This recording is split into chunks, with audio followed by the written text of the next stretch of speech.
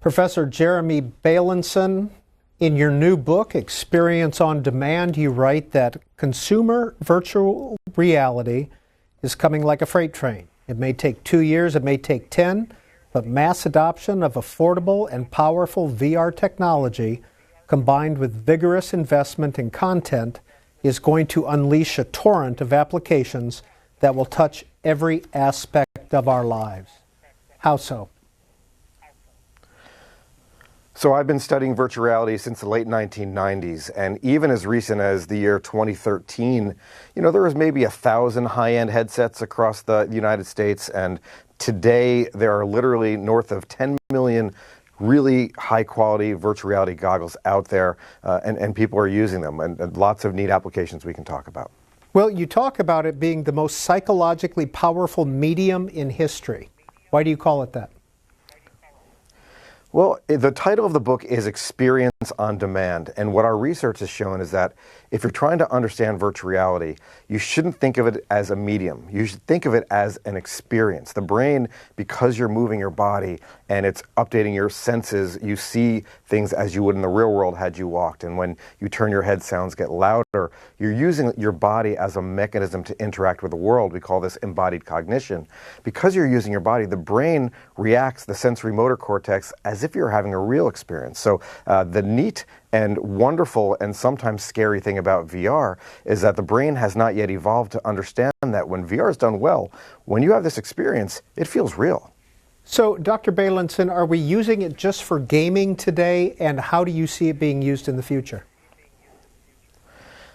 So I think the biggest misconception that people, citizens and media and people in the government, when they think about VR and companies, is that it's for gaming. And I believe that gaming as it stands is one of our most successful industries in the United States. People are playing for a long time. The titles are doing really well. VR is really different, and a lot of people initially thought VR would be good for gaming. There's a few problems with VR for gaming. First is, in my lab, we've got about a 20-minute rule. If you're using VR, after about 20 minutes, you want to take this thing off. It's you're a little sweaty, you're feeling a bit wonky. You take it off after 20 minutes. With normal video games, people play for hours and hours. The other thing about VR is it disconnects you from the physical world. So if you're playing a game traditional, you can have your friend in the other room and you can be cooking something and having a nonverbal conversation while you're playing. With VR, you're all in and you're immersed, and it's really hard to kind of live your life. The third reason why I don't think VR is a great fit for gaming is that, there's certain things that you can do in a game that when you're doing this, it's fine. For example, you're using guns and you're killing people. When you're in VR and the way you're killing people is by using your hands and you're getting haptic feedback, touch, from as you're slicing people's tendons open, it's not as fun an experience. And what I found is that these games that work so well when you've got a level of psychological separation, people don't really want to play them when it gets into immersive VR. What is your virtual human interaction lab there at Stanford? So I founded the lab at Stanford, the Virtual Human Interaction Lab, in the year 2003.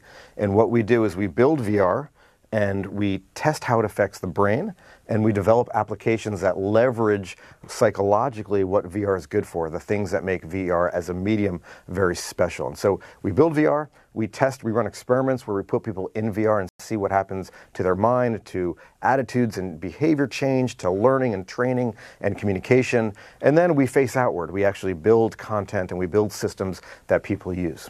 Now, when you talk about facing outward, you say that Stanford encourages that. What does that mean?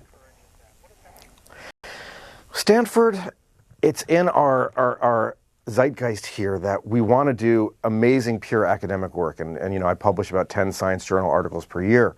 But it's okay to spend time in your work week to go and, we had a congressman come to the lab last week who wanted to learn about how to use VR in his district in Oklahoma. And it's okay to go and visit companies. So on my book tour, I've gone to all the big tech companies, Facebook and Google and Samsung, and I've gone and given them talks about what VR is good for and what you should avoid with VR. And it's okay to help the world understand how our academic research is going to affect their lives. And it's really neat to be able to, work at a place where by far the best science on the planet's getting done, but then it's okay to go and, have a conversation like this with you and to tell our audience, this is what VR is, this is how it works, here's some things you should do, and then here's some things maybe you shouldn't. Well, Dr. Bailenson, what did that congressman from Oklahoma learn about VR and how it could be used in his work? We spent a lot of time on training. So the congressman was a former, he was in the U.S. Army, and he had done a lot of, obviously, training in the military. And so what I do in my lab is we leverage what the military has been doing for decades, which is, let's imagine you've got a virtual practice. Why would you practice or do drills in the military in VR? The answer is it's safe. You can practice while it's safe. You can do extra repetitions whenever you want, so you don't have to have 100 of your fellow soldiers around. You can just hit a button and be there during practice. You can do things that are really rare, things that are hard to do during simulation. And so what my lab's research has done is take that idea that we've been using VR to train soldiers in the military for decades and say, who else can we train in VR? And we've done work where we train, American football quarterbacks. So putting a quarterback in immersive virtual reality and letting him look around at the field and decide if he's going to change the play. We work with employees at companies like Walmart. So a Walmart employee who's never experienced something called holiday rush, which is everybody coming at you and demanding things and yelling at you. And it turns out because of the high turnover rate at Walmart, only 1 in 2 managers has ever experienced holiday rush. What we've built for them is a system where they get to experience that cacophony and practice and learn coping skills when practice is free. In other words, we learn by doing, we learn by making mistakes and then getting feedback on those mistakes. And what VR does really well is give you an opportunity to train and to try new things out and to fail and then get feedback to get better. Who's walked the plank at the lab? So when you come to my lab, one of our signature demos, you put on the goggles and you look around and you see a room that looks just like the physical lab room, and then we hit a button and we drop a chasm. The chasm's about 10 meters deep, and to get across the chasm you've got to walk about 3 meters across, and we've got a little rickety plank that you've got to narrowly walk across like as if you were doing a tightrope. If you step a little bit to the left or a little bit to the right, we model gravity, and with sight, sound, and touch, you see the world rushing by to the bottom. As you plummet to the bottom of this pit, you hear the sound of the wind going back, and there's vibrations that make you feel like you're falling. It's a really intense experience, and the reason why we show this demonstration, it's designed to show this psychological construct called presence. When VR is done well, the front of your brain can be saying, this is not real, but the back of your brain, that part that's in charge of keeping you alive, is terrified. And whenever we bring, whether it's children on a school field trip or the CEO of a Fortune 10 company, that's the first thing we do. We want to establish that VR feels real, because if I show you VR feels real and you are unwilling to take a step on that plank, as most of our people that come to the lab are, once I've sold you on this idea that VR is so real that you're not even willing to step on a fake plank, then we can have a real conversation. Can you use VR to change attitudes about racism, about climate change, about these really hard topics that you have to experience to really understand? So what was Mark Zuckerberg's reaction to walking the plank? Well, in general, when we bring people in, what I'll say about Mark is he was super high presence. He got VR. He completely, understood what was the benefits. We call people high presence, which is most people, they put it on and they say, wow, I didn't think it was going to be like this. And Mark got it. He really got it. So you talked about climate change and empathy and virtual reality. Let's walk through empathy. How do you see virtual reality making us more empathetic human beings? So our research, since 2003, we've been melding 2 theories. One of them is a psychological, sociological theory called the contact hypothesis. The other one is called body transfer.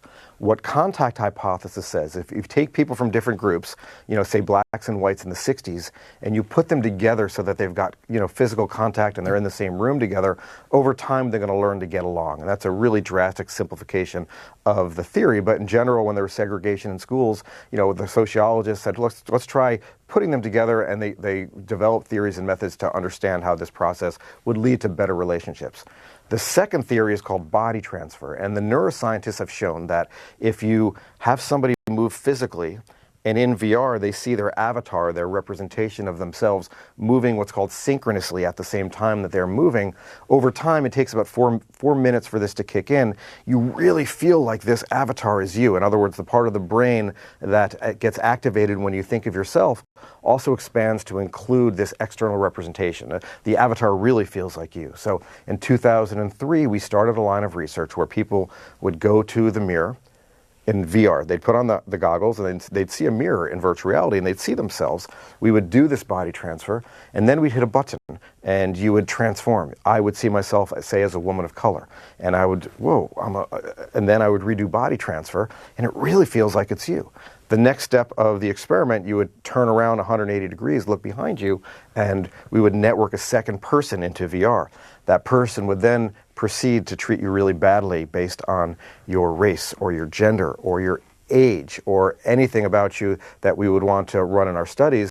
And you'd learn to walk a mile in someone else's shoes, literally wearing their body, and experience this trauma and racism while you've become them.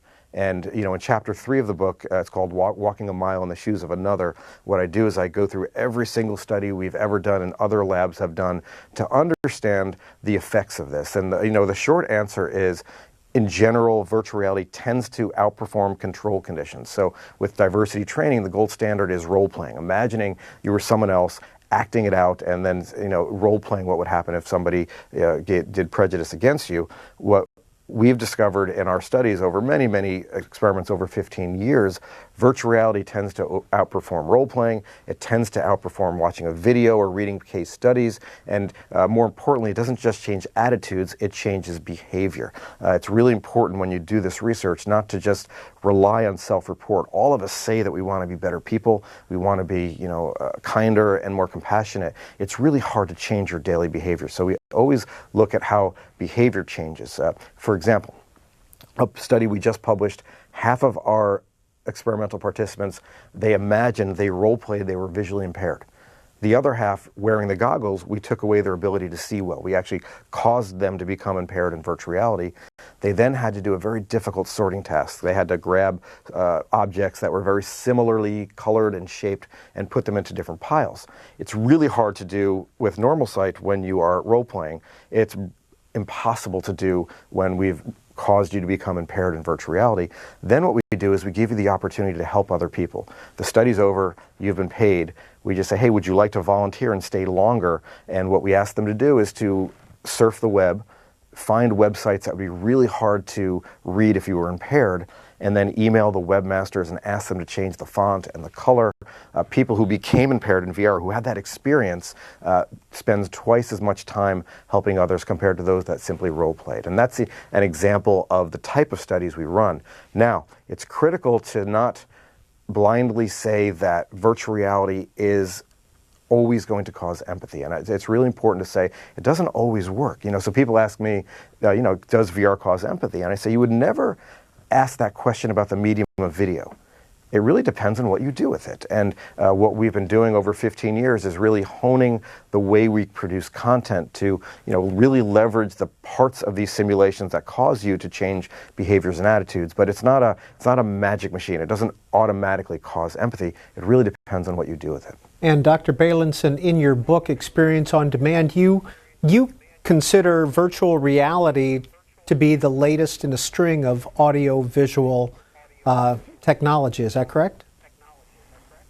Yes, absolutely. There's, in one of the classes I teach here at Stanford, it's called The Theories of Mass Communication, and we spend a lot of time looking at other media. I study how the people use social media and even video, and there's a debate that goes on in my head all the time. Is VR just another medium? For example, color or high-resolution TV compared to black and white versus low-res TV?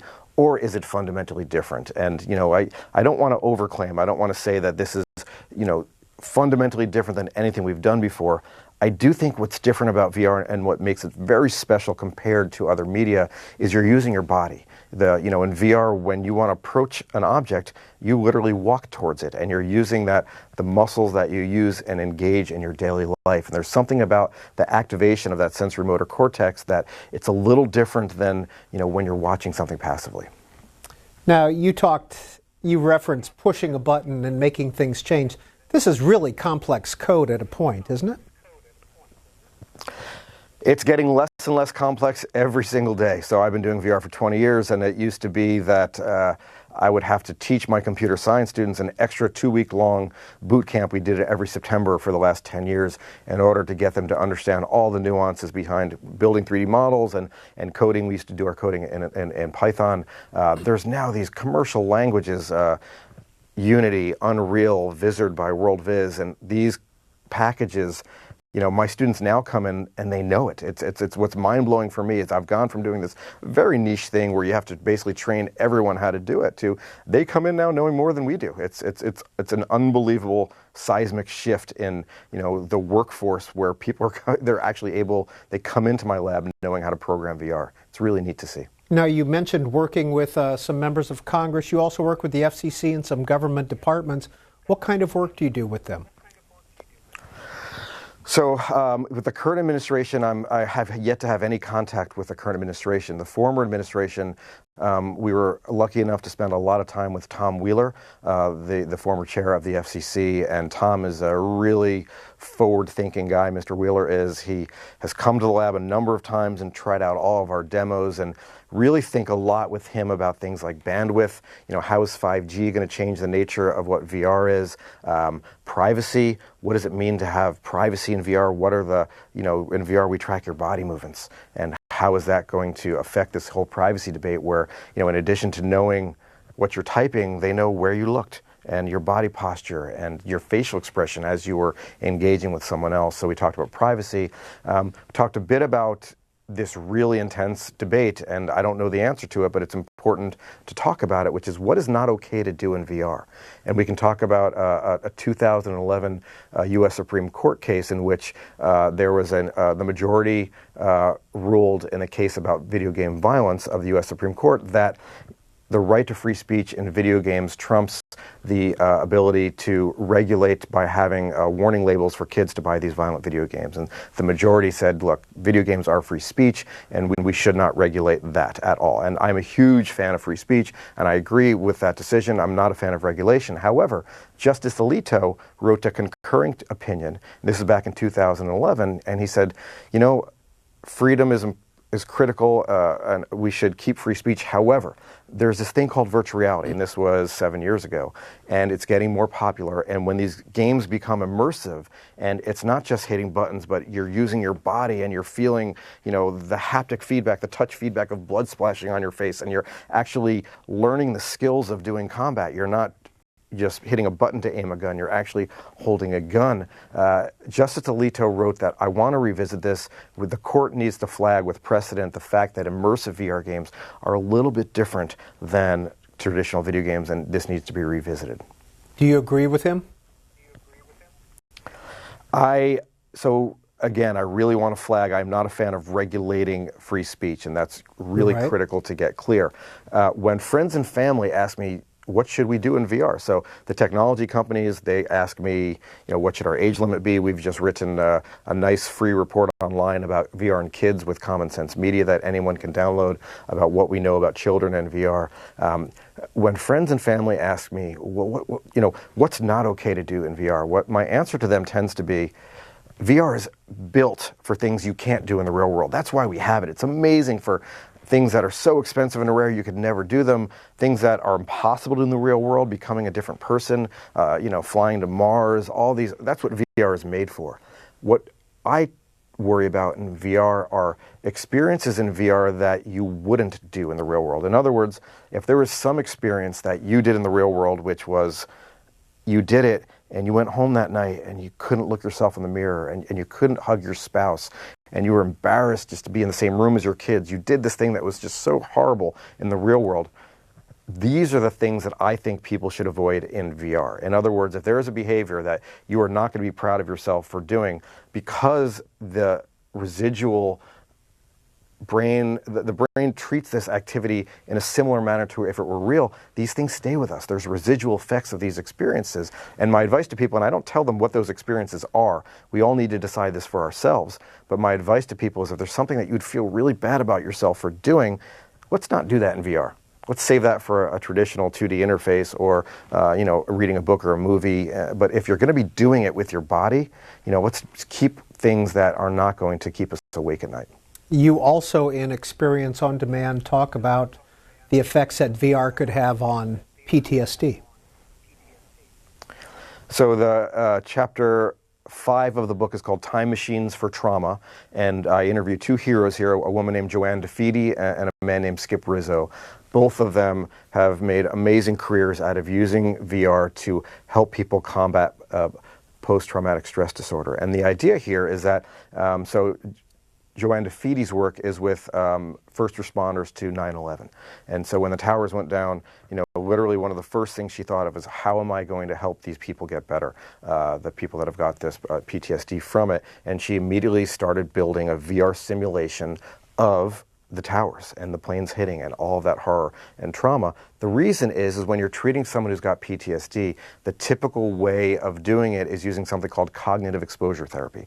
You have to bring them back. You have to ask them to close their eyes and imagine that they were there, bring them back to the trauma so that you can start to undo these horrible associations and give them coping mechanisms.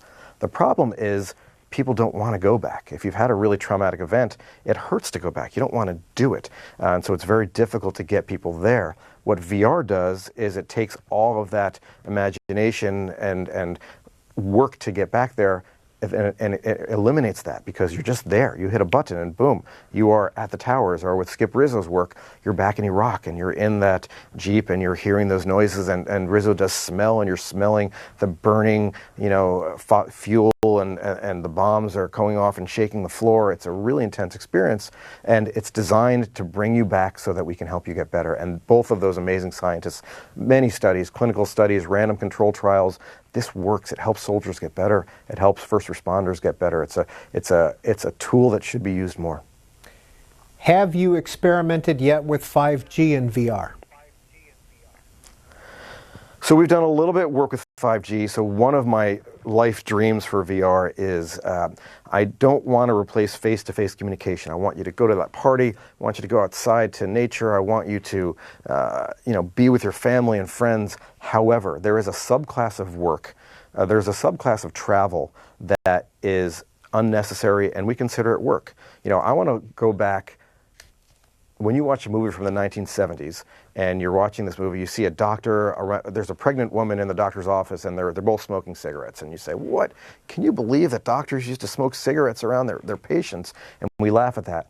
I want us to look back on this era and say, can you believe people got in these metal boxes and they drove an hour to work and an hour back to work just so they could go in this building, sit at a desk, and pound on a computer for 9 hours and make some phone calls. And what's the consequence of the commute is fossil fuel burning and climate change.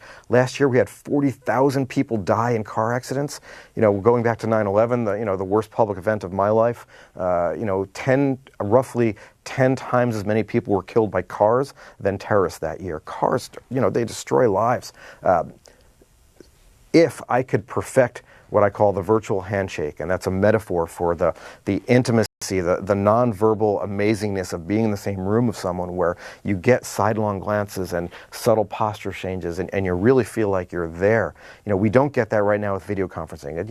Video conferencing is great, but still, if you're going to have a really important work meeting, you want to be in that room. And what I've been doing for 20 years in VR is trying to build things like eye contact and things like actual touch haptic responses to build a virtual handshake that conveys emotion in the way that you do it, such that we can build simulations that capture that magic, that what psychologists call interactional synchrony. There's a dance that happens non-verbally with people. Can I build a system that really captures that? And my goal is not to replace face-to-face interaction, but I literally flew 29 hours from California to Borneo to give a 1-hour-long talk on how to use VR to help the environment and climate change, and then flew back 29 hours. And that's just ridiculous. We cannot continue to fly across the world for hour-long meetings, commuting an hour each day, losing that productivity.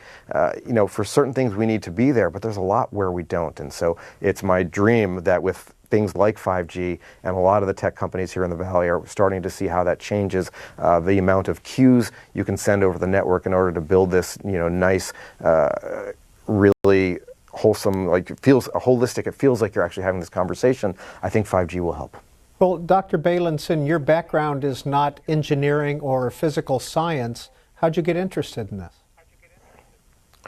So my PhD in 1999 was in cognitive science. I was running experiments on the brain and then trying to build computer programs that could model what was happening when people were, making decisions or, forming categories. And, it was a very saturated field, lots of people doing this work. And at the time, I was reading a novel called Neuromancer, a science fiction novel. And Neuromancer, if those of you haven't read it, a lot of the VR world takes science fiction very seriously. A lot of us are inspired by different books that we've read, whether it's Snow Crash or Neuromancer or Werner Vinge or Ready Player One. There's a lot of us that get our inspiration from the weird ideas built by these amazing authors that write science fiction. And Neuromancer was about, how does the world change when all the rules go away, where you can make copies of yourself and send them over the of the virtual reality scape, where you can have experiences that you couldn't have otherwise and hit a button. And I was inspired by this book, and I decided to leave cognitive science, and I got a postdoc at UC Santa Barbara, where I learned the engineering to build the hardware for virtual reality and to do the coding to create content. At the same time, I stopped asking questions that were really focused about how the brain works and shifted to larger questions, things about social interaction and communication and training and even entertainment, and starting to understand how virtual reality can be used out in the world. So $6 billion a year, you report, is being invested in VR right now. How is that going to increase, or is it? It's changing every day, and it's not pausing, especially if you start lumping in augmented reality, which is a little different from virtual reality, because when augmented reality, some of the light from the world comes in, and you're adding a digital layer. But in the Valley here, Stanford's in Silicon Valley, we're seeing companies be more careful about who they invest in, but we're not seeing the money turned down. So there is still a huge influx of capital, both from the Valley and internationally. There's a lot of money coming from China into the VR space as well. So we're not seeing even a pause in the investment. It's still, companies are all in. Now, there is some concern about Chinese investment in U.S. advanced technology. Do you share that? I would say that I'm a VR guy, and that question is over my pay grade. I like working with companies here in the Valley just because I can, spend time with them and get to know them better. So that's typically my preference. Back to experience on demand, Dr. Bailenson. VR is unregulated and poorly understood. Yes, sir. When I spend time with government officials, and I view it as my duty and a privilege to get to spend time with, whether it's senators or members of the court or congresswomen and congressmen, we've given briefings at the U.S. Senate on this. I think it's fairly safe to say that most people who are lawmakers and in government, we're still trying to figure out things like Twitter and social media, and it's hard to understand that. Now, you add VR into this, where it's a whole different ballgame, as you said, from a technological standpoint, and how it's going to affect things, as I said, issues of privacy, issues of, what's okay to do in VR and what's not okay. There's a debate that has yet to come in government. As what I'm thrilled about personally is sometimes here in the Valley, people say, well, why isn't VR everywhere yet? Why isn't it in every single person's living room? And I say, look, when in 2013, when I was doing this, there was maybe 1,000 to 2,000 of these goggles. Now we've got north of 10 million, and that's a lot. And I'm thrilled to say that in the United States, we haven't had too many really intense negative events in VR. In Moscow, in December, a man died. He was playing a VR video game and he fell through a plate glass table and bled to death. And in the United States, we haven't had anything like that, thank God, and that's fantastic. So I'm liking this, I won't call it a slow release, because I think going from 1,000 to 10 million in a couple of years is not slow. But I'm liking the fact that there is this kind of careful, measured amount of use right now where we can learn how to make mistakes and to make things better in terms of things like safety, people walking into walls, stepping on cats. You may think that no one would ever drive while wearing virtual reality goggles, but we've got a data point on this. It's called Pokemon Go. This is a video game where it's an augmented reality video game where you hold up your tablet and you're looking, through your camera or your phone or your tablet, and you're trying to find these characters out in the world. A number of documented car accidents caused by people playing Pokemon Go while driving. And so I'm on the book tour, I'm talking to a lot of the big tech companies and most of the phone companies, because a lot of the phone companies are the ones that are making VR content. Conservatively, 9 people every day in the United States are killed by distracted drivers, people who are driving, for example, by texting. When I talk to the phone companies, I say, imagine that this was, let's say, 10 years ago, and you got to make a decision. You could make a phone not work in a moving car. Literally, the phone would not work in a moving car. And, I talk on my phone, hands-free, in my car when I'm driving. It's when I get my phone work done. However, if you give me personally the choice right now, we can make it so a phone doesn't work in cars and an extra 9 people every single day in the United States get to have their lives, or I don't have the convenience of being able to talk on the phone. I will choose the people's lives personally. Now, when I talk to the VR companies, I use that as a lead-in. I say, you guys have the opportunity now to make it so that VR will not work in a car. And I look to the software people. I say, I'm not talking to the software people. You guys, whatever you do, that's going to be able to be overridden. I want the hardware device, if it's moving more than 6 kilometers an hour, it turns off. There's some accelerometer that detects this movement, and literally the power shuts down if you're moving too quickly. Well, what about people in the passenger seat, and what about driverless cars? And I hear that, and I'm sympathetic. However, I truly believe that people will be using VR while driving, and I want to solve this. I don't want it to be government regulation. I want the hardware companies to come together and decide, you know what? This is just not going to work in a car, guys. Jeremy Bailenson is a Stanford University professor of communication, founding director of the Virtual Human Interaction Lab, and the author of this book, Experience on Demand: What Virtual Reality Is, How It Works, and What It Can Do. C-SPAN, where